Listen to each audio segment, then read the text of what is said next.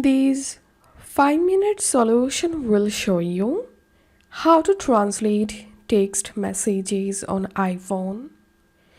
So if you received a different language text and you are not understanding the language, you can easily translate any text messages using the iPhone built-in translator. So first of all, go to your messages and open the conversation, and for example, I want to translate this text. So I'm going to tapping and holding on this text and tapping on translate. And now tap on change language, and from here select the language you want to translate the text. Tap on cross.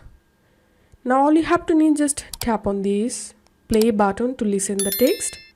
こんにちは。 And this is how we can translate text messages on iPhone. If you find this video helpful, don't forget to subscribe 5 Minutes Solution. See you in the next video.